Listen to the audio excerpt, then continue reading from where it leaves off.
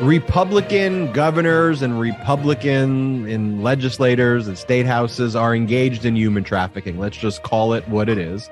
They are sending migrants, undocumented migrants from other countries. They're herding them and they're shipping them to locations where they're not telling them where they're going, and just leaving them there stranded because that's their way to own the libs or get back at Democrats. It's cruelty. It's disgusting. It's despicable. Most recently with Ron DeSantis doing this in Martha's Vineyard.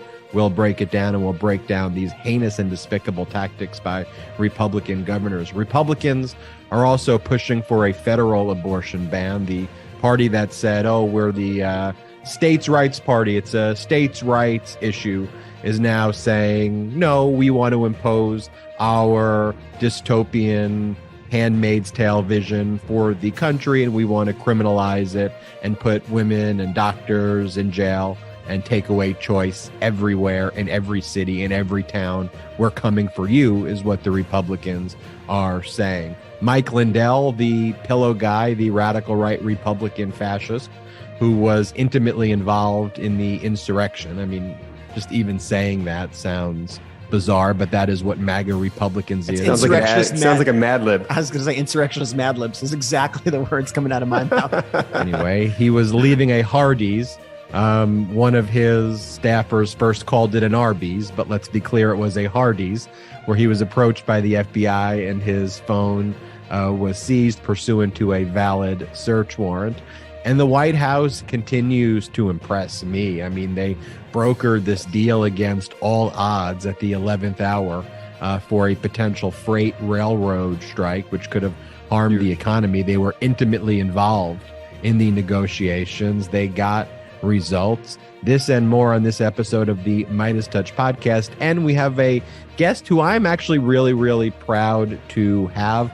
The guest he's the Democratic candidate for Senator of South Dakota, Brian Bengs.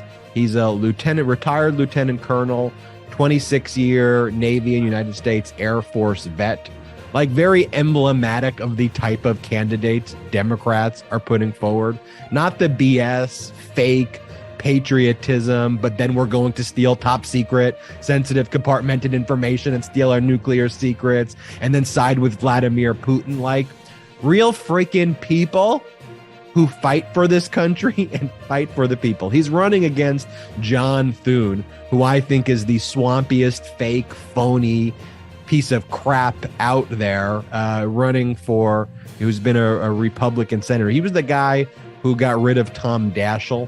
Tom Daschle was the Democrat who was the Senate Majority Leader, Democrat, and Thune won in 2004. I was there on the Hill. But South Dakota has an interesting history I want to talk with Bengs about, because South Dakota, there have been circumstances where Republicans tried to put referendums banning abortions and the people have rejected it. Like, if you actually ask the people, they side with all of the Democratic issues. This and more on this episode of the Midas Touch podcast, joined by my brothers Brett and Jordy, back from Washington, D.C. Brett, Jordy, how are you? Back in action, man. It was so good spending some time with Jordy this week. I've also been away from home for I've been away from home since August 26th. So I'm just honestly so happy to be home. But it was such a cool experience. Jordy and I being in DC, covering the various events. Jordy at the DNC convention, as we spoke about last week. And then Jordy and I met at the White House and saw the Inflation Reduction Act ceremony. You know, it was very cool. Got to see, up close, in action, all the work that's being done for the American people. And it was just super cool to see, and just super cool to hang out with Jordy, grab some dinner, grab some drinks. It was a lot of fun, man. I miss you already. I know, bud. That was a great time. I think for a lot of our new subscribers, because we're just gaining tons of new subscribers and podcast listeners. We're all brothers. And so many people think like, hey, you guys must all live close by. No, we really don't.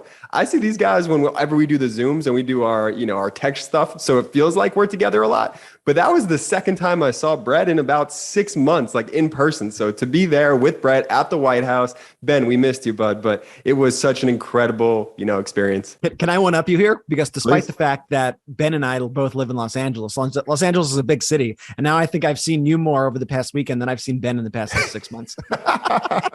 I love it. I love it. I want to talk more about your experiences at the White House. You were there for the celebration of the passage of the Inflation Reduction Act. We're going to spend more time on that because we have a lot of topics to discuss on this episode. We just started a Patreon account at Patreon, patreon.com/Midas Touch, patreon.com/Midas Touch, where you can become a patron at the various membership tiers and support independent media. But let's talk briefly about it here. On the patreon.com, we're going to post like a full rundown of everything that happened on the White House. But if we talked about that here, it would take up the full podcast. And I need to get into these news topics and keep the ships sailing and keep the trains running. And that's going to be a topic like Biden keeping the trains running. But tell us a little bit, if you can, Brett, just a brief summary of, and I say a brief summary because it's some of the most exciting things I've heard, but about your experience there at the White House, being in a meeting with President Biden. You got to see it firsthand. Yeah, no, it was very cool. And it was honestly really heartening to see kind of the work that's being put in behind the scenes in the administration, especially like the contrast. You get such whiplash thinking of kind of the events of prior years, prior administrations, like the Trump administration, when it was just all about like those meetings would go around and it would just be, how do we praise Trump? How do we praise Trump? How do we hurt people? And all the people who we met throughout the weekend were just dedicated public servants who put their heads down and really wanted to just do the work for the American people. And so they first held this meeting, this briefing in the Roosevelt Room, which is very cool, historic meeting room right next to the Oval Office, the same room, the famous picture of President Biden, holding Ketanji Brown Jackson as she was nominated for the Supreme Court. Jordy and I were basically sitting in that exact location, which was just a cool piece of history to kind of be able to be a part of right there. And they had a meeting where they brought in various members of the administration to talk about their policies and answer questions. And just in general, I'll say here that the questions that the administration officials were asked by the people in this briefing, who were basically all digital creators, TikTokers, people on Twitter, people on YouTube, they were hard questions. They were not easy questions. And I thought the Biden administration officials handled them with such grace and with such passion and with such attention to detail. And honestly, I wish that could be broadcast every single day. I wish they could hold meetings just like that with the public every single day, the same way they do with the mainstream press, because the questions were much more passionate. They were much better, like smart, really freaking smart questions. And the answers were very informative and very indicative of the work that's being done behind the scenes to help people, rather than these like kind of horse race type questions. So I really hope that we could figure out a way with the White House to kind of get that to be broadcast to the public and have these public events where you have these digital creators asking the real questions that I know our listeners are concerned about and really want to hear about. So I'll say that. And then after that event, they walked us over and we sat and we got to watch the celebration of the Inflation Reduction Act, where we saw really passionate, fired up President Biden. Now, I should have mentioned President Biden, what did take part in those meetings with us earlier, came in, probably was with us for about 30 minutes. So was Vice President Kamala Harris. And we'll tell you like the details of all that on the Patreon, because I really want to get into the news, but a very cool experience and very cool to be able to get one-on-one with them and speak with them about the issues that the Midas Mighty cares about most. And then, then we watched the ceremony from the South Lawn of the White House, and Biden brought his A game. I thought all the speakers were great. Just such an emphasis on labor, such an emphasis on workers and unions. And that's what I like to see. And also such a focus on climate. This White House seems just so laser focused on dealing with our climate crisis. And it was nice to see how much attention they're paying to that issue and the issue of workers. And yeah, I mean, it was great. It was a really good experience. We got a couple of great days of weather in DC. Jordy and I got to hang out. We got to do dinner together after. And so it was just fun. And I'll share more details on the Patreon because I want to get into the news, but it was a great experience. You know who's not focused on those issues, Brett, about labor, about climate, about actual making change in people's life? The media and Republicans. But the good news is that independent media like ours and others that are growing are focused on these issues. And that's the issues that we focus on and what we program on the Midas Touch podcast. So yesterday, I saw on social media Martha's Vineyard was trending. And I said, why is Martha's Vineyard trending? Is there a film festival? It's past Labor Day. So, tends to quiet down after that. I'm like, so what's going on in Martha's Vineyard? And I read a story that I first didn't believe was real. And it was that a plane load of about 50 undocumented migrants arrived there and were shipped. People were herded together and shipped purportedly from Florida and arrived, didn't know where they were told that there was going to be work when they landed. And we're talking about adults and children, families. I mean, you see these pictures of little children with their backpacks, and and I'm thinking to myself, like, what is going on here? Is this real? Just people, just undocumented workers that are undocumented migrants, human beings just landing and not knowing where they are, who sent them there. So Ron DeSantis and his communications director through Fox then took credit for this and talked about this was a major part of the policy and that they were shipping. And the facts turned out that they basically herded together without telling Martha's Vineyard, without telling the governor of Massachusetts or anybody in the community that this would be happening. Put together these human beings who deserve dignity and decency and to be treated with respect on an airplane. At least they treated them like cattle. I mean, like cattle for a political stunt, shipped them to Martha's Vineyard, coordinated with Fox, because Fox was ready to get the exclusive. That's why I say coordinated with Fox. And then basically bragged and boasted how they were sending these Venezuelan workers and their families to Martha's Vineyard as a way to, this is what they said, to own the sanctuary cities and states. And that's their way. Now, I want to read you, as we go into the story, what someone from Martha's Vineyard said, because the people at Martha's Vineyard rallied together, right? Helped the individuals, the government, community groups, provided them food and shelter, and want to help, are willing to help. The problem is that a humanitarian crisis was created because the governor of Florida just literally dumped people like cattle in a location and didn't tell anybody, could kill them. These are human beings we're talking about. I just want to read what this person said, though. I was at St. Andrew's Church in Martha's Vineyard helping to feed these people. They were told they were going to Boston, where housing and jobs were waiting for them. In other words, they were lied to. There were men, women, and children. They hadn't eaten anything since 6 a.m.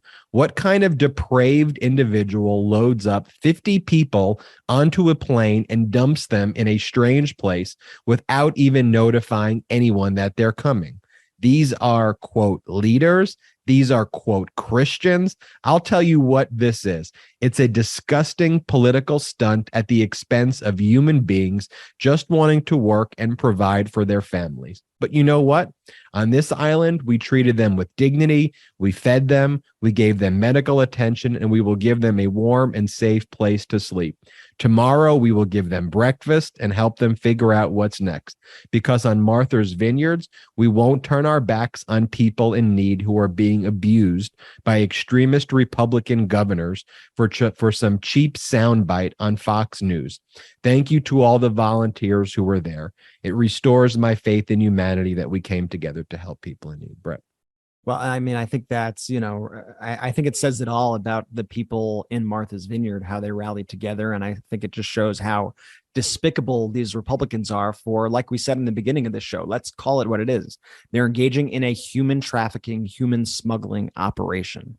And to me, this sounds wildly illegal. I don't know your legal take, Ben, but to me, this seems to run afoul of 8 USC section 1324, which criminalizes conduct that involves smuggling aliens into the United States, transporting aliens within the country, or otherwise facilitating unlawfully present aliens to remain in the United States. And like you said, Ben, it's for what? For Twitter clout? For Fox News clout? That's the thing. I mean, we talked about this last episode. It's like, what is the point? What is the point of these stunts at the cost of human life? It's cruelty. It's cruelty. Cruelty is the point. It's the common theme that I just keep seeing over and over. And Jordy, it's clearly a distraction ploy because Republicans are getting their asses handed to them on other issues like abortion, like same-sex marriage, like the economy, like I mean, you name it. Republicans are getting trounced. So what do? Do they try to do things that are going to actually help people? Oh, you know what? Let's actually propose a policy that's going to help people keep their Social Security and Medicare. Let's actually try to help. No, they try to double down on, like you said, Jordy, on cruelty. How can we take a distraction and just try to just hurt people in such a way that we're going to cause so much noise to try to own the libs. And it is frankly just disgusting. And these are not states without problems. I mean, Florida has an incredible teacher shortage right now. They could have used this money to pay teachers, to recruit teachers, to help them with their benefits, to do anything, to help them get books in their schools. But no, instead, they're banning books in their schools, and they are human trafficking people to other states. That is what's so despicable. Texas has a failing power grid. They could have used this money to fix the power grid, to save the lives of Texans. But no, they instead decided to use their money to human traffic people in this country. And it's disgusting. Well, because here's the thing. Republicans are not serious politicians, the Maga Republicans, which is who the Republican Party, they're not trying to solve serious problems. You know, ultimately, what Democrats have always said and continue to say in Congress and at a state level, at a local level, is that there should be comprehensive immigration reform that deals with the situation like adults. It doesn't make sense to be xenophobic, to just be hateful, to separate families, and to build a wall, which can't even be accomplished. Donald Trump built a fraction of the wall that he claimed, and then just goes, the wall's built. The wall's built. No, it is. It isn't even built. You didn't build the freaking thing, number one. And number two, even if you did, one, you said Mexico was going to pay for it, which they didn't either. But three, even if you built a whole wall all over the border for billions or trillions of dollars, you wouldn't stop the issue, because that just, people would dig under it. They'd go through it. There'd be holes in the wall. So the very concept of what Republicans propose is, let's be cruel. Let's separate families. Let's build a gigantic wall that we can't actually accomplish in the first place. And then let's be like, we're done with the issue. And then let's just be horrible to people, and let's throw the people in camps. Let's hurt. That's not a solution.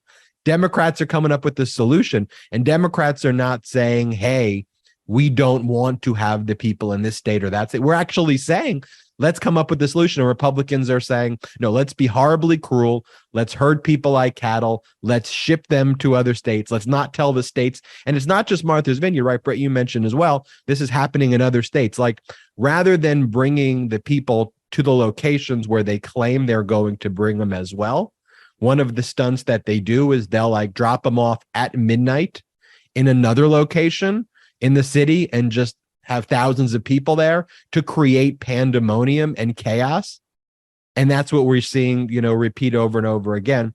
So like here, Governor Pritzker, play this clip. This is just an example, but they're doing this in DC. They're doing this in other states. Governor Pritzker in Illinois said, we've tried to direct the buses to reception centers in Chicago that we actually have prepared, but states like Texas are bringing them to other areas in the dead of night. Here, play this clip. The governor of the state of Texas is choosing not to notify the city or the state when he is sending busloads of families. The state government of Texas has been non-responsive when agencies like Human Services, Public Health, State Police, or Emergency Management reach out to them. We hear about buses arriving only through unofficial means. For example, from Texas nonprofit organizations on the ground that are attempting to help these migrants. And that's not because they're receiving any official notice from the state of Texas either. No, in many cases, it's because they've just literally watched the bus drive by. The NGOs don't know who is on the buses, and the governor of Texas is choosing not to tell them, or to tell Chicago how many people are on the buses before they arrive. They won't tell us how many infants, or children, seniors, or families are on board. They won't tell us what route they take or when they will arrive. They won't provide any information that would actually help their fellow Americans welcome and care for these human beings. What the governor of Texas is doing is a stunt, and he's playing games with people's lives. We have tried to direct the buses to reception centers in Chicago that we have prepared for the arrivals. But the state of Texas instead chooses to send them to Union Station, dumping these human beings off in the dead of night. And by the way, I'd be remiss if I didn't say that, it always seems like also our border security works much better under Democratic presidents. It's another one of those things where Republicans are very loud about, but they actually are shitty at solving the problems because they don't actually want to solve the problems. They want to exacerbate the problems for political points. And Democrats get in there. And that's why you see all these phony tweets. President Biden has seized records amount of fentanyl at the border. Isn't that a good thing? What was President Trump doing? What was Trump doing? He was letting the fentanyl all come into America. More fentanyl. That's such a great point, because the lack of tweets from that GOP account that always says President Biden seized. I don't remember seeing any Trump seized X amount. So what the fuck was he doing? Where was all the fentanyl going? Yeah, I mean, it's and you saw like Kevin McCarthy the other day on TV just lying about fentanyl also and saying, even if it just graces your skin, there are police dying. It's like, that's not even how science works. That's not even how these things work. And the Justice Department and the Biden administration has also been laser focused on these issues. I mean, it was 2 days ago, where the Justice Department announced the disruption and dismantling of a prolific human smuggling operation across Texas and the United States. You have the Justice Department on the front lines. The operation was called the Joint Task Force Alpha, and they are now going to put 8 kingpin human smugglers behind bars, saving lives, protecting our national security. And according to the indictment that they filed, these people facilitated the unlawful transportation and movement of migrants within the United States in deplorable conditions for profit. And when I listen to those words from that indictment, it sounds awfully similar to right now what Ron DeSantis and Greg Abbott and these Republicans are doing. They are smuggling migrants across the country, hurting them like cattle. It is despicable. It is disgusting. And I hope the Justice Department looks into this as well. But make no mistake, the Justice Department is taking care of these issues, which, by the way, these states are not taking care of. They are letting these human smuggling operations run rampant in their states. So the Justice Department has to come in, and they're the ones who have to put the smackdown on these operations and actually step up. Talking about disgusting and despicable, Republicans through South Carolina Senator Lindsey Graham, who is too chicken shit to even respond to a subpoena before the Fulton County grand jury to discuss whether or not he engaged in any election interference. He believes it's part of his legitimate legislative activities, but as part of his other legislative activities, he held a press conference and he made a big announcement that if Republicans take control of the House and the Senate, that they will be proposing a federal abortion ban. And so what their ban would do is to ban abortion and make the right to choose prohibited in all states. And so you would basically have a threshold of a total abortion, of a federal abortion ban. And then the states that want to enact their total abortion bans, they could have their total abortion bans, and basically turn the entire country into the like dystopian Handmaid's Tale, these stories that we hear every single day, Brett. I mean, just unfathomable and tragic to even talk to what women are going through every single day right now. I mean, here's one of those stories. Let me just say it on the show. And I like, a trigger warning for anybody, right now who, has trouble listening to these stories of trauma. But it's important that we tell our listeners exactly one of the examples of what's going on due to this draconian Republican leadership. This is a true story. A Louisiana woman carrying a skullless fetus, a fetus without a skull. This is a fetus that would die shortly after birth, cause untold trauma to the mother. She was forced to travel 1,400 miles to New York City to get an abortion because her local hospital refused to decide the service for fear of violating state law. And she was 10 weeks pregnant when she found out. And the hospital would not give her that procedure. I mean, that is just absolutely monstrous what we are seeing. And Republicans right now are trying to make that happen nationwide so that if this woman gets in that situation, she would have to fly out of the country to get the care that she needs. This is just disgusting. It is disgusting. And there are just no words to describe the depravity of these Republicans. And that is what they want to have at a federal level. And when Lindsey Graham went on the propaganda network known as Fox to discuss it. What their main focus was the timing, not that they were proposing it. It was, why did you do this today?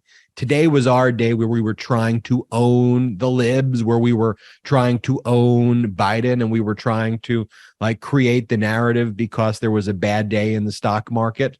That means that the Inflation Reduction Act didn't work. Like that was our fake, phony talking point. And you ruined it, Lindsey Graham, because you proposed a federal abortion ban. You should have proposed it a few days later because we were all colluding and coordinating to own the libs today and root against the economy. That's the thing, too. Like the Republicans root against America at each and every instance. Like they have genuinely tried every single day. They did this under Obama, and they've ratcheted up with Biden to literally harm our economy. Like they've tried to pull stunts like the way Greg Abbott would try to pull stunts at the border to try to stop trade, literally causing his own state billions of dollars in damages on the southern border. We've seen at the northern border, people from the southern border like Ted Cruz and others trying to promote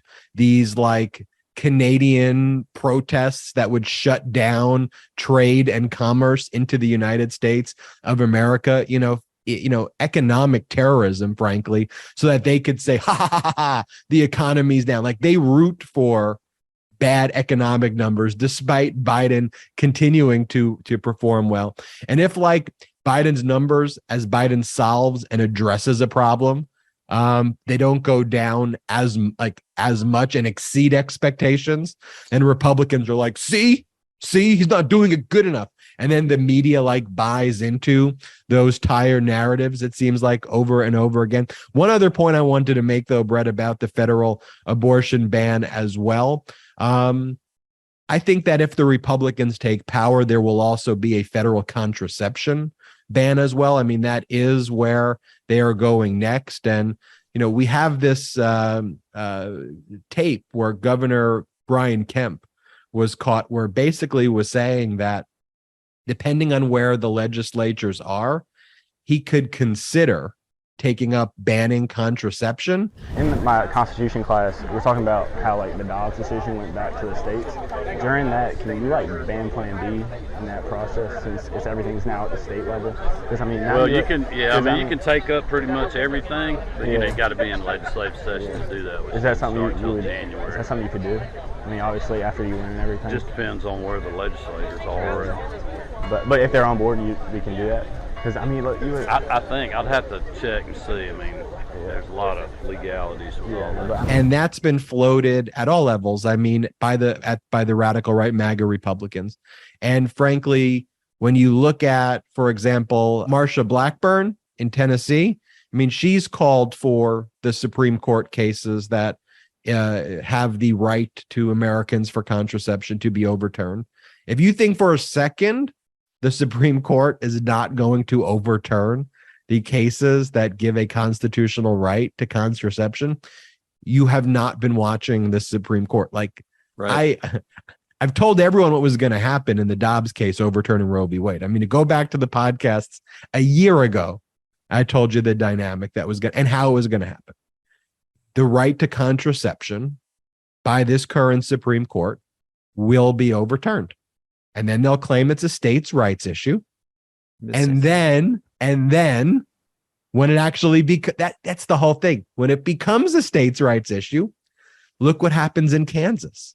When you actually let people vote, people say, no, we want the right to choose. Right. If you put all of the issues that Democrats support on referendas that would go in front of people, they would vote in favor of those issues one by one by one. Because, we want lower prescription drug prices. People want the right to choose. People want to preserve and protect Social Security. So actually, when they say state rights issues, what they really mean is allow Republican state legislatures where they figured out how to gerrymander and kind of seize their state house seats there. Let them be the ones who decide.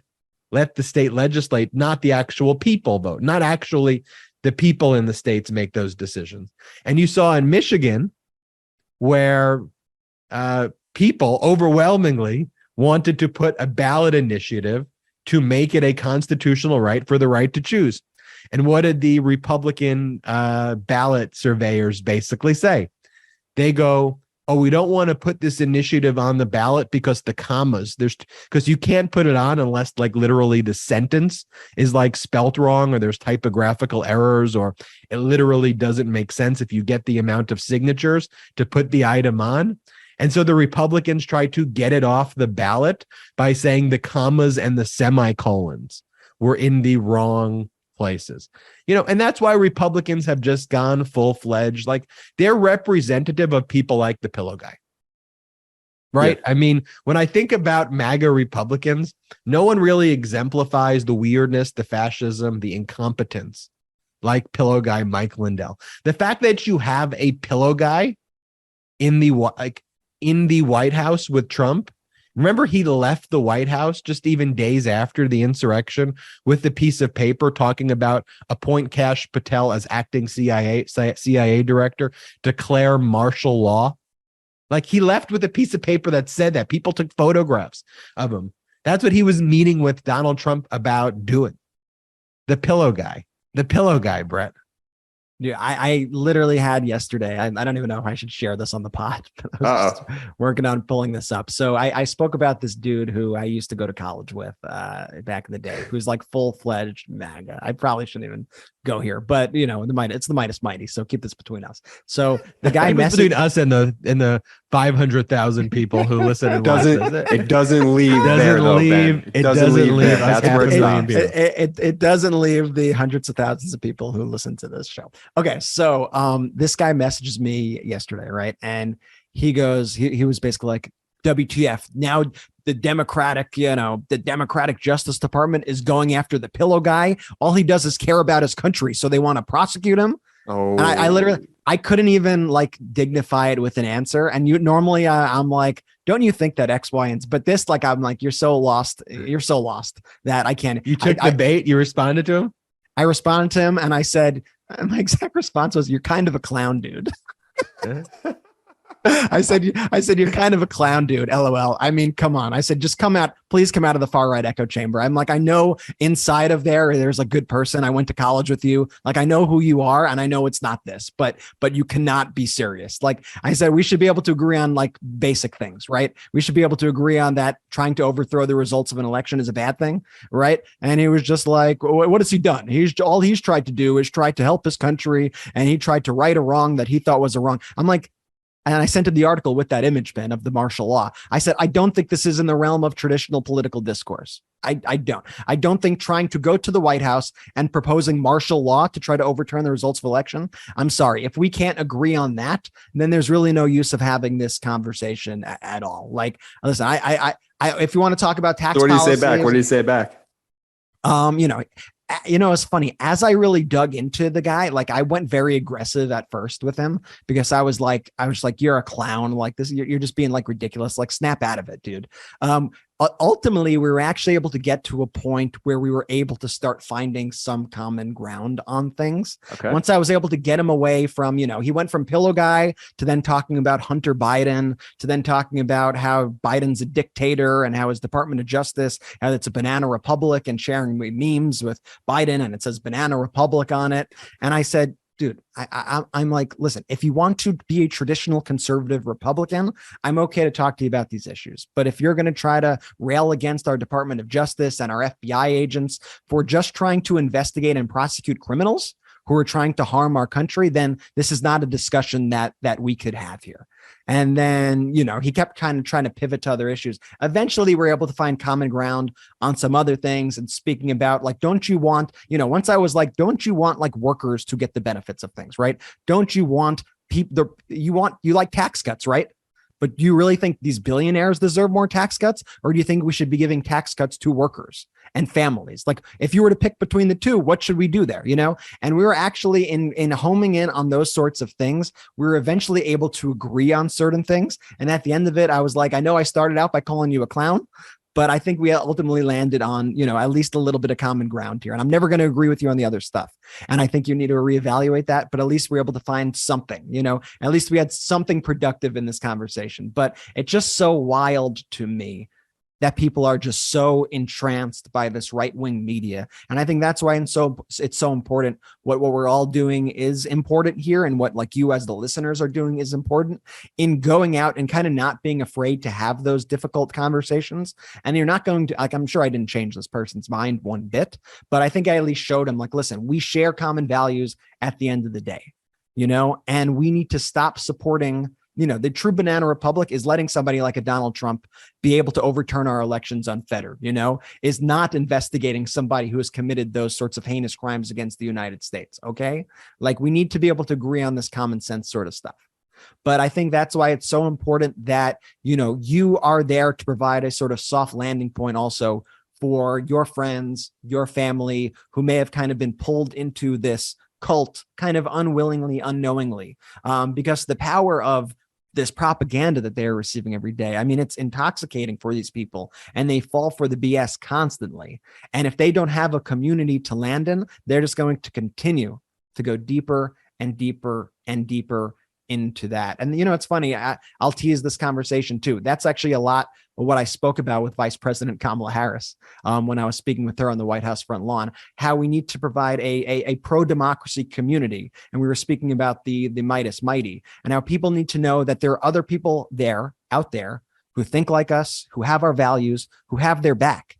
If they want to say, you know what, all that crazy stuff out there, I got pulled into it because I was isolated during COVID and blah, blah, blah. But I have a pro-democracy movement who I could rely on. Democracy is cool again, and I think that's just an important thing that we need to be pressing forward to, and why the community aspect of Midas Touch and all the legwork that you do, why that's so important. And that's the silent majority that exists. And the silent majority are people who want to go about having normal lives, right?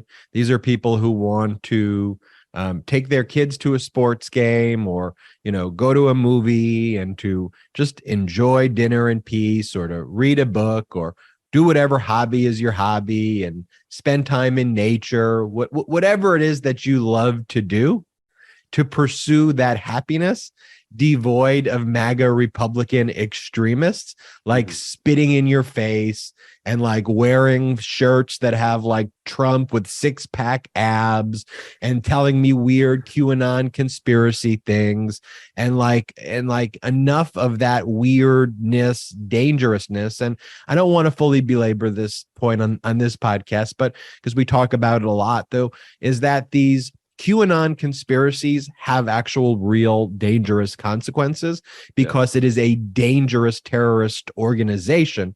And so when Donald Trump goes on his failing social media platform and before 10 a.m. Posts 80 different things, and they have photos of him he posts photos of himself wearing QAnon pins and saying the storm is coming, where the storm is coming refers to a QAnon conspiracy where he will overthrow the government, hold military tribunals, and kill all of the Democrats. That's what the storm is when they say the storm is coming. The level of dangerousness in that is actually provoking people to kill people. And we see that recently. There's been a whole slew of QAnon related violence that we've seen throughout this country. This one story too is one where a Michigan man who was fatally shot by police, he killed his wife. And his daughter talked about how he went down this weird QAnon MAGA rabbit hole and got more dangerous. And that story, I can give you that story over and over and over again. So when Trump is posting those memes of himself wearing Q, and Republicans stand behind that, and they're afraid, like when we talk in a little bit about John Thune, the Republican who's afraid of Trump attacking him. It's like if all of these Republicans just got together and said, okay, fine, we'll lose.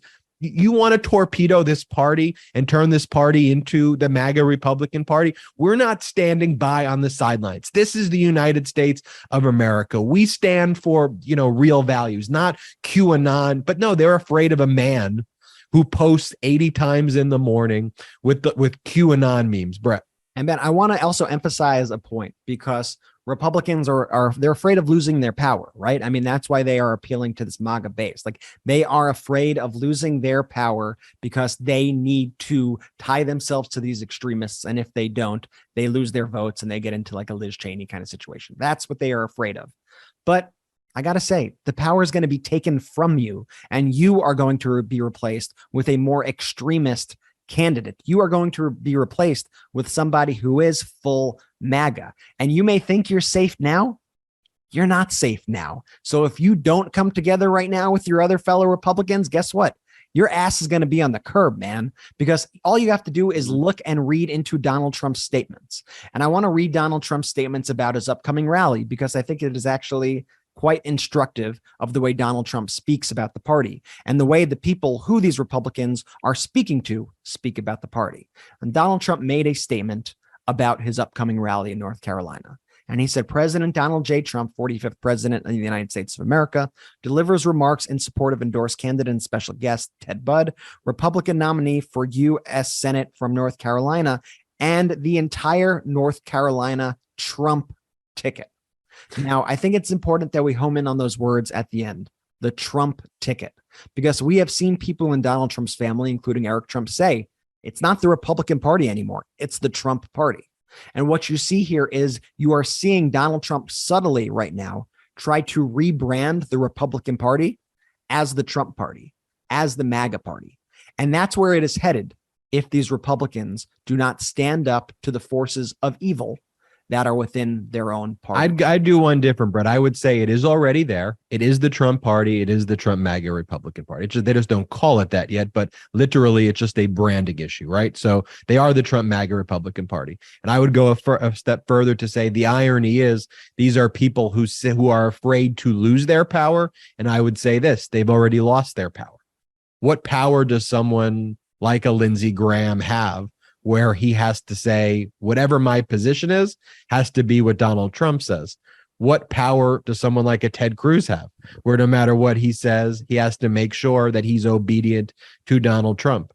So they are powerless to begin with, because if they say anything that their cult leader, Trump, disagrees with, then they will be kicked out and exiled, deemed a rhino, and then exiled from the party. So these people are clinging on not to power, but to the perception of power.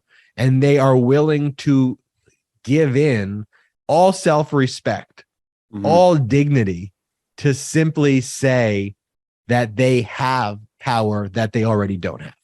All these people need to do, not to give unsolicited advice to the Ted Cruzes and to the Lindsey Grahams, though, is to have some sort of backbone, to just show some sort of, self-respect for your own self, for your own person, for your family, for your country, and just stand up to this lunatic with orange hair and an orange face who just says these crazy things. Like, why is that the person who you're going to go along with? Why?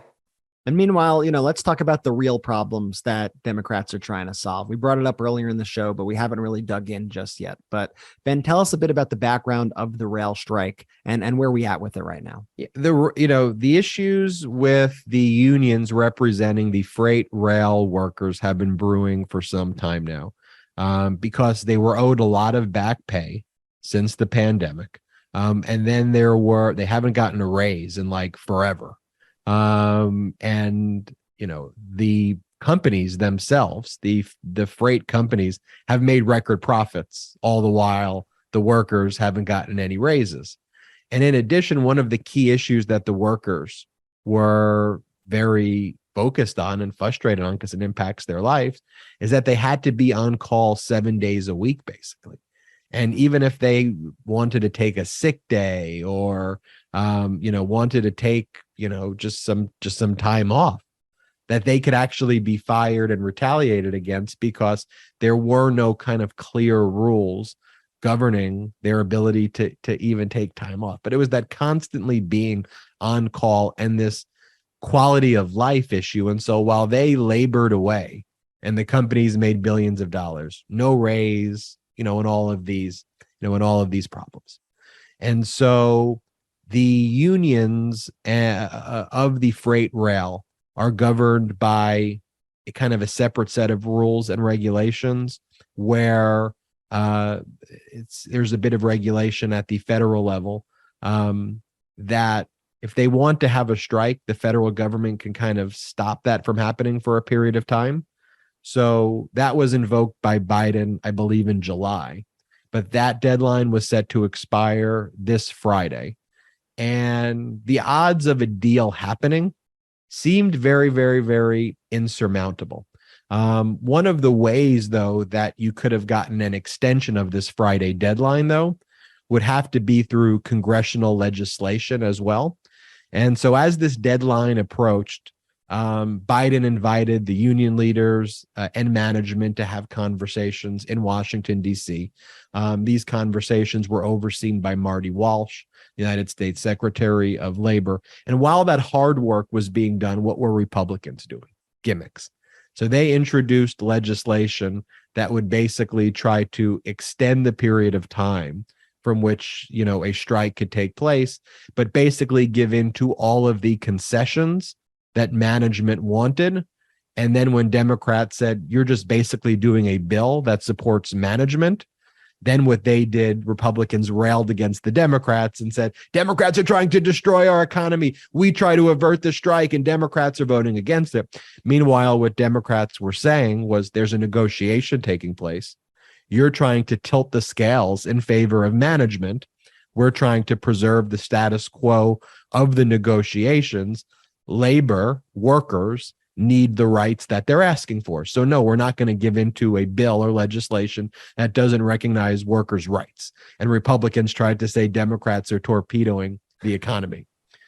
Because Democrats held the ground and didn't give up on that, way into the night at about 5 a.m., a temporary deal was able to be struck, which Biden oversaw, which basically, it has to be voted on. And so it's still a fluid process. But a deal's been struck where labor will be treated with dignity under this deal. They will get back pay. They will get significant double-digit raises and back pay from previous years. It's a major victory for labor. Management's still going to make profits. So it's not like maybe not quite as much profits, but we'll still crush it and do great. But it was a deal that focused on Biden's plan of kind of bottom to middle up and then out, as opposed to trickle down. And the deal was done. Trickle, trickle, trickle. Everybody loves your trickle down impression. Trickle down. But when you talk about the art of a deal, that what I just described is a true art of a deal versus the strikes aren't real. It's going to magically disappear and go away. Ben, it's hard not to see, and I know these are very different issues, so please don't act like I am comparing, apples to apples here, but it's hard not to see the same sort of Republican strategy and Trump strategy that would have played out in a place like Ukraine as well, where it just, give all the concessions, give it all to the Russians, just give it all up. That's their negotiating strategy in every situation. It's just give it to the abuser in the situation. Just make them happy, and then they'll shut up and everything will be okay. Give all the concessions to management. Give all of the concessions to Russia.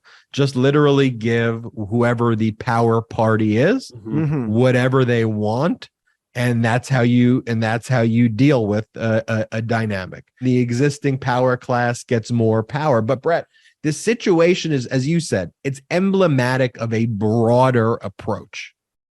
It's emblematic of the stark differences. One, it's rolling up the sleeves and Democrats trying to actually solve a problem, address it seriously. There will always be difficult and conflicts, and doing this is hard. There's always a lot to criticize in a compromise, but that's what you have to do sometimes. But there's also a focus here on fighting for the many, on fighting for the workers, on fighting for truly who we the people are versus the billionaire class who's making the record profits. And by the way, I don't think that we should want profits. I mean, that's part of a capital, but what we shouldn't have happen is allow billionaires to crush the worker, to billionaires to squeeze the worker so they could exponentially just do things that are it's so extravagant and have 8 yachts and 15 billion homes that they don't even stay in, and hoard their money for future generations so that no one in their family ever has to do work for the rest of 18 generations. Like, we want to make sure that workers are just treated fairly at a bare minimum, period. Like, that's not a hard concept, and Republicans are fighting against that. And whether it's on Social Security, Medicare, lowering prescription, these are the issues. And this is the thing. This is the big MAGA grift. The people at those rallies are not billionaires, or mostly not millionaires. I would venture that most of them rely on Social Security. Most of them rely on other state and federal safety nets. Most of them rely on having lower prescription drugs. Most of them rely on Obamacare. Most literally rely on it, and then go to rallies where they give standing ovations for a person who wants to literally pick their pockets and take all of those things. And it's a dynamic that we highlight here. It's a dynamic that Democratic candidates continue to highlight. And it's why I want to highlight this candidate who's running for Democratic senator in South Dakota. Before doing that, everybody go to store.MidasTouch.com, store.MidasTouch.com for the best pro-democracy gear out there. Let the world know that you're a member of the Midas Mighty. Store.MidasTouch.com. And again, check out that Patreon account. That's how you could support independent media. patreon.com/MidasTouch, patreon.com/MidasTouch. We're close to 1,000 members in that community right now within the first week, which is pretty impressive. Let's continue to grow that. And it's how you can help. You always say, hey, we'd love to help. How do we grow independent media? That is how. Go to patreon.com/MidasTouch. There's also that super chat, super fan button, that $ button here, where you can also contribute directly to independent media here. But let's bring in our guest, Brian Bengs, Democratic candidate for senator of South Dakota. And we are joined by our guest, Brian Bengs, the Democratic candidate for senator of South Dakota, running against Republican John Thune, who I think is the definition of going all Washington, D.C. You want to talk about the swamp? I think Thune is the biggest swamp monster that there is out there. Let me give you a little background on Brian Bengs, a retired lieutenant colonel, 26-year Navy and U.S. Air Force vet, attorney, professor, husband, father, and the Democratic nominee for South Dakota. Brian, welcome to the podcast. Thank you very much. I appreciate it. I was thinking about your race because I worked on the Hill. And when I say I worked on the Hill, I interned on the Hill. Ben got flowers for Hillary Clinton. Let's knock him down a notch here. Ben's before nickname he on gets this a little podcast control of is himself. Flower. Is Flower Man. I got members of Congress their flowers and their lunch, but you got to start somewhere when you're there. But I was there in 2004. So I remember very vividly that South Dakota seat that John Thune took. And it was Tom Daschle's seat, who was the Democratic majority leader, who had been doing a lot for the people, fighting for the people. And John Thune ran this campaign as I'm the outsider. Tom Daschle is the epitome of a DC person. And here you have John Thune in this race. When I think about it, and I think who is more prototypical lobbyist, DC swamp person, it's Thune. And so that's why I thought of you, and I wanted to have you on the pod in addition to a lot of the accomplishments. But I want to talk about that and the dynamic of the race. So welcome to the pod. It's not going to be all me talking, but tell me about John Thune a little bit and the race. Well, I think you've hit the nail right on the head there. John Thune is exactly everything he's criticized about Daschle. But worse, arguably, because when we talk to people and say, hey, what has John Thune done for you? And people end up scratching their heads saying, I don't know, but he's there. And I've had, conservative leaning folks say, what he is the number 2 person online to be potentially the majority leader of if the GOP takes power again, the number 2 Republican, and we wouldn't want to give that up, which is the exact argument that would have applied to Daschle. But John Thune and Daschle are very different people. Daschle delivered for South Dakota and brought stuff to South Dakotans. And Thune's big position seems to be to prevent things that would benefit regular folks, regular South Dakotans. So he's not going to deliver for people. And that's why people don't have any answer for what has John Thune done for me. Why'd you decide to run for this seat? You seem like you're having a good life. I mean, you don't need to run for the seat. Like, what made you say right now is the time I want to get involved in politics and duke it out with this swamp monster Thune?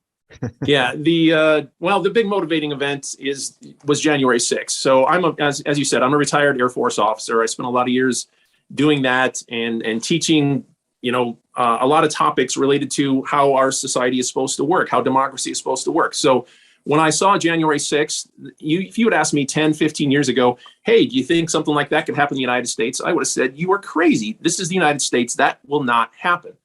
And yet it did. And so when I was watching that event, I was very disturbed, and then paying attention to, okay, so what are we going to do? I'm, again, military. I'm trained to let's fall in line behind somebody who's leading us in the right direction here. And I wasn't seeing that. So at a certain point, I said, well, I'm somebody. I'll go ahead and do something. And so that's why I'm in this race. Let's talk about the issues too. And it seems that Thune is literally against like every issue that the people of South Dakota are for. And so I wonder why the guy has won in the past. Like, if you actually break down the issues, I mean, like, let's just start with prescription drug prices and reducing the cost of prescription drugs, right? Like, not a like, people want that. No one wants higher drug prices. We want the price of insulin to be as low as possible, preferably free. But if not free, as low as it could possibly be, because that like lets us live. I mean, we need prescription drugs because that's how we live. He's against that. So how do we just like tell South Dakotans, hey, look, this person is literally is trying to raise your prices to kill you? Like, is it more complicated than that? Well, again, I taught, state and local government, so I can tell you how the system is supposed to work, but I did not realize until I became a candidate of just how broken the system is. So telling people, and that message resonates, particularly with the insulin, 9% of, little over 9% of the South Dakota population is diabetic and on insulin. And we've got another percentage or two that are pre-diabetic and just don't know it yet, that they're going to be on insulin. So the fact that he has not only voted against capping the cost of insulin to still keep it the most expensive in the world, but to make it more affordable, but that he organized the filibuster to ensure that it would not go through, those sorts of things, when people hear it, it makes them very angry about it. But getting the message out is the big issue for me. So that's the problem I'm having, is trying to break free and have people pay attention, because I am not a career politician like John Thune. I am just a guy who said enough and is trying to do something. Yeah, and I would say, look, my friends, I don't know about your friends. It's very different for Thune. Like, not like just rolling and hanging out with billionaires and just like chilling with like, in the penthouse suites of these places. Like we support workers on this show, and we support unions, and we support people who do things, who build things, who roll up their sleeves, who want to know, hey, I'd like sick leave if I get sick. That's one of the big discussions of the freight strike, where Republicans were trying to basically say, if you're sick, you still have to show up to work and you're going to get fired, even if you're sick. And so like, there are issues that where Republicans are pushing for these anti-worker positions. And I feel it's the same with Thune here, and I know you've been a big supporter of workers. You've been a big supporter of unions, and Thune's been the exact opposite on all of these issues as well. And I have to imagine too, a lot of the voters there, most of the voters aren't billionaires, right? They aren't Thune's friends. No, we only have one billionaire in the state. So yeah, most of the people in South Dakota are regular folks that work for a living. And those are the folks that I'm talking to. And basically, to a person, when I'm out talking to people, they believe that the working class and middle class have gotten the shaft over the last 40 years. And John Thune is one of the folks that is pushing that to ensure that continues in the future. So when I point that out to them, then they reflect a little bit more. One of the most hot button issues right now is the issue of abortion, the issue of choice. And we see Republicans right now coming out with these very extreme radical plans to ban abortion on the federal level. They went from states' rights somehow to, oh, we were just kidding about that whole states' rights thing. We got to ban it everywhere. What's the temperature in South Dakota? Like, if a vote was put to South Dakotans right now about abortion, how would they vote? Well, South Dakota actually has a history that we can go back on. So in 2004 and 2006, South Dakotans had that question that they answered decisively when there was an attempt to put a abortion ban into the state constitution, and they rejected it both times. And it's looking like we're going to have it on the ballot probably again in 2024. So it's a little bit late. We're not going to be able to get it on this cycle, but it's probably going to be defeated yet again. And the big proponents for abortion bans, of course, our state legislature is big on that. So the elected officials are not respecting the will of the people because they disagree with it. So that is the big fight that we have in South Dakota, is trying to get our elected officials to, when the people vote on something, to go, all right, well, the people voted, that's the answer. Not, I want to, overturn that and do what I want to do. That's actually an interesting point that I want to home in on for just a second, because, like I was saying before, we constantly hear states' rights, states' rights, states' rights, give the power to the people, let the people decide. But in reality, in practice, that's not actually what these Republicans mean when they say states' rights. They mean don't give the power to the people, it appears, but it means give the power to the politicians who want to withhold those rights from the people. Do I have that kind of structure right when I'm looking at this as an outsider in a state like South Dakota? I would say absolutely. South Dakota, actually, fun fact, was the first state to adopt direct democracy in 1898. And that was after a protracted fight with the state legislature to try to get them to support what the people wanted. And those fights have continued with multiple different issues. It's not just abortion, but other issues, ethics, for example. The state legislature freely overturns what the people want. So when we talk about states' rights, when you have the governor, South Dakota, most recently, the governor had the state suing itself because she did not want the vote for recreational marijuana to come to fruition. So the state literally paid to sue and defend itself from being sued in this, asinine world of, hey, states' rights. I think that's it's really a fascinating thing that when you put those policies on the ballot that Democrats are fighting for across the country, those policies always win. And I think we need to find the disconnect between why those policies win, but why it's often so hard in these states to get Democrats to win. And I was wondering, what is your strategy right now? Obviously, you're going against some very big moneyed interests right now in South Dakota. You have John Thune, who is a career politician. So how do you plan to break through the noise? Are you doing door knocking, postcarding, town halls, speaking with the people? What's the strategy right now? Well, my approach initially was to be, out meeting with the people, going to the small towns. And so I'm doing that to the extent possible, but I spend the bulk of my time trying to raise funds. So that's limiting my ability to do it. But I'm kind of handicapped to a certain extent by John Thune, who has $16 million in his campaign war chest, knowing that he has that and I don't. And he has literally ignored me entirely. So I proposed, when he won the primary, I proposed that we do a series of debates at towns of 10,000 or more in South Dakota. And he's ignored that. And he's finally just recently agreed to do one debate on the Friday before the election. So he's put it off to the last second, and he doesn't acknowledge my existence. So trying to get some attention and make some noise when I cannot even engage with an opponent. He won't even shake my hand and talk to me. I tried to meet him at the state fair not too long ago, and I was shooed away by his staff. So he's trying to suffocate me by inattention and just ignoring me. It seems to be a Republican strategy. Yeah, it seems to be a Republican strategy across the country. But I think while you're being ignored by people like John Thune, you are being looked at by the people who are really important, which are the workers. And we were speaking about them earlier. I know you're a proud supporter of labor and labor unions. And I saw that the Teamsters Local 120 just announced that they were endorsing you. So congrats on that big endorsement. Thank you. Just tell us a bit about your commitment for labor and why is it so important that we elect pro-labor politicians? Well, and I've been talking to people across the state, as I said, and one of the things that I tell them is that I grew up in a working class union family. My dad worked in a factory and he was a shop steward with the union there. So my experience includes working class labor experience. I remember him being on strike and being very nervous. Like, geez, are we going to be able to pay our bills? And, what's going to happen here? And how long is this strike going to last? So I'm sympathetic to the folks who I believe have been getting the shaft for the last 40 years because the system has kind of shifted to be more in favor of the billionaires and the large corporations who are giving money to these career politicians. So the system is being undermined. The concept of democracy is being undermined by the influence of money that literally to a person, I've not met anybody who said money is not corrupting our politics. And that's a question I ask most people when I talk to them.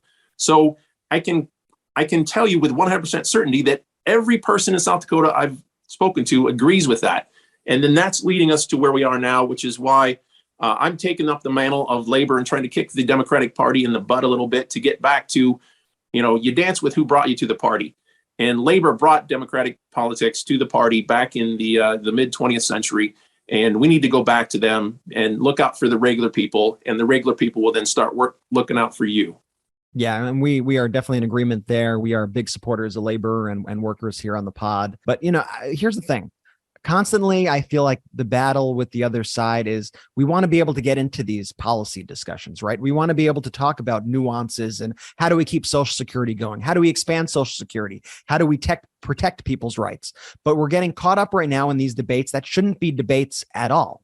And one of the big things is this whole issue of our national security, these top secret documents that were found at Mar-a-Lago. And I've just seen the hypocrisy here from your opponent, John Thune, in this regard, where he can't even say a peep about Donald Trump. He can't even say it's a bad thing that he has top secret information in his golf course in Mar-a-Lago. Meanwhile, you go back to 2016, he was one of the people at the front criticizing Hillary Clinton over the emails. He was a big, but her emails guy, she jeopardized our national security. The rules of handling national security are very clear. She should know better. And that what pales in comparison to what we're seeing now. It's just not even in the same category. Why do you think Thune can't even stand up to Donald Trump and the rest of the Republican Party and say, listen, this isn't a matter of debate. This is our national security at stake. This is global security at stake. And we got to take a stand and say this is wrong. Yeah, well, we've seen what happened to Liz Cheney with this. And John Thune tested the waters. And he kind of tested the waters a little bit in the immediate aftermath of the election last year as well. And Trump tore into him hard and labeled him a rhino and called him Mitch's boy. So he is not favored among the MAGA folks. So he needs to be elected. Fundamentally, he needs to have MAGA support because there's a lot of MAGA folks in South Dakota. And, one of the things, again, that I talked to is about this, corruption of money in politics and career politicians. MAGA folks don't like corrupted, career politicians who are corrupted by money. So they're obviously not a fan of him just in general. And when Trump called him Mitch's boy, they're not a fan of Mitch McConnell either because of the corruption that they perceive in the system, which, I sympathize with them and I share those beliefs. So, we can kind of find common ground on that. But Thune is just trying to keep everybody happy by remaining silent on issues that are of grave concern. And fundamentally, I think it is a moral weakness on his standpoint. You have to stand for something or you fall for anything. And that's what we're seeing here. Mm-hmm. And I want to dig into that. What do you think, by and large, it doesn't have to be Thune, but this Republican Party, this current day Republican Party, what is their platform? What is their agenda? We were talking about this the other day in the show, and I kind of landed on just cruelty is the point. They want to take away women's right to choose. They want to take away your rights. They want to make issues about culture wars instead of helping the people. What have you been seeing? Well, I'd echo the same thing here. I don't know if I'd go with cruelty as the point. I would go with money as the point, probably more so. That you've got the big money interests are obviously lined up behind the Republican Party, and the corporate interests are lined up behind the Republican Party. So to the extent that there's money to be made, then they want to defend the prospect of maximizing the money to be made. And if it's useful to, I've talked to folks and I said, there's two ways to pick a pocket. And if you can distract somebody, then it's easier to do it because they're focused on something else. So I would say the issues, the cruelty are more so a distraction to ensure that they don't notice their pocket is being picked. Right on. And so as a veteran, what do you make of Republicans who wrap themselves in the flag and then push agendas that are anything but American? Yeah, when we're talking about the anti-democratic aspect of things, I'm not a big, I've spent my life in the military service. So, I've woken up in the morning and I've saluted the flag and gone to all the ceremonies and done this sort of stuff and worn the United States on my shirt over my heart throughout my life. And to wrap yourself in the flag, particularly those folks that have never worn a uniform in their life, and to cozy up to veterans, it just disturbs me. It disturbs me so much. And then lastly, where can people help out with the campaign? I mean, I know we were talking about how Thune is, this millionaire, has a stockpile of cash that's allowing him to do X, Y, and Z. But where can our listeners go to learn more about you and also help out? Okay, well, I'd say the website is the best first bet, Bengs for Senate, and that is BENGS for Senate.com. We've got a launch video that we put out a few weeks ago that has done extraordinarily well nationally and has garnered millions of views. So it tells a good story. If nothing else, it's like a mini Western. I'd encourage anybody to check it out because I think you'll like it. And, I'm on Twitter at Brian Bengs as well and various other social medias. So you can find me making comments about John Thune in a lot of different places.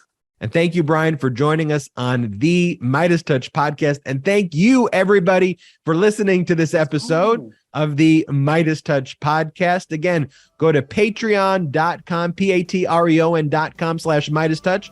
And for real, get this Midas Touch merch before we run out at store.midastouch.com, store.midastouch.com. We'll see you next time, Midas Mighty. Let's keep fighting for democracy. Jordy, take it away. Shout out to the Midas Mighty!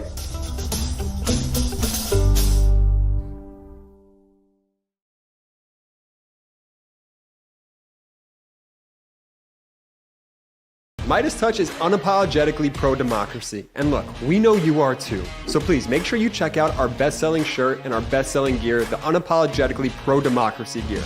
And hey, while you're at it, make sure you check out my favorite shirt and one of our most famous designs. It wasn't rigged, you're just a loser. At store.midastouch.com.